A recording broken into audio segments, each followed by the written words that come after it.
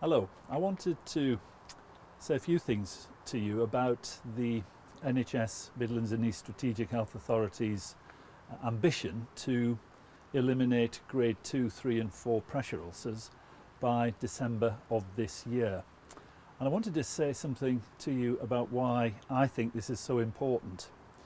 When the Strategic Health Authority was formed in the autumn of last year, we decided that we wanted to really make a difference. We wanted to make a difference to patients in particular. And we selected an ambition to eliminate rather, grade 2, 3 and 4 pressure ulcers because of what it means to individual patients and how we might alleviate suffering for them.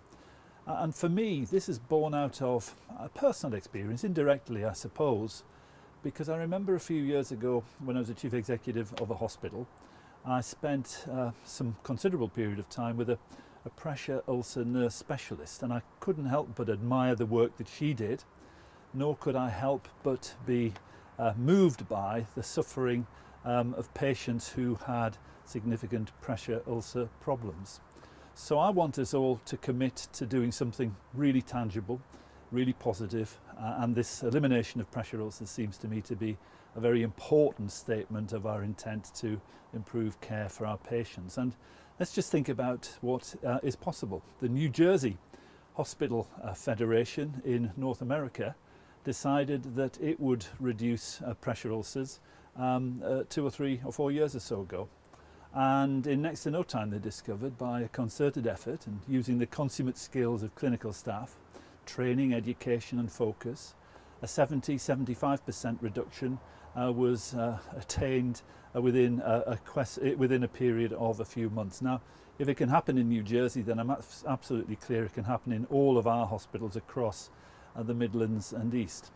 And you know, we've made a good start.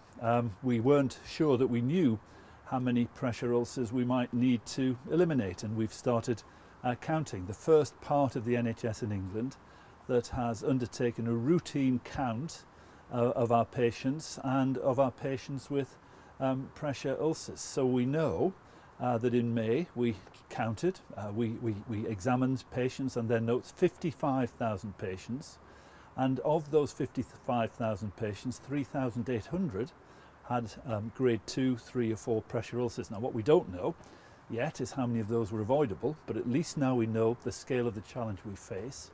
And with your help, the help of your boards and the help of your organisations, I'm absolutely convinced we can absolutely make a big impression and reduce these numbers. So my plea to you is to give this every bit of commitment you can muster. I know you will.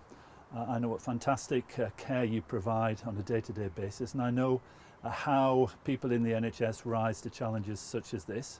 And I really look forward to us being able to celebrate the elimination of avoidable grade 2, 3 and 4 pressure ulcers by December, at the end of December this year. So thank you very much indeed for listening to me, and the best of luck with your work.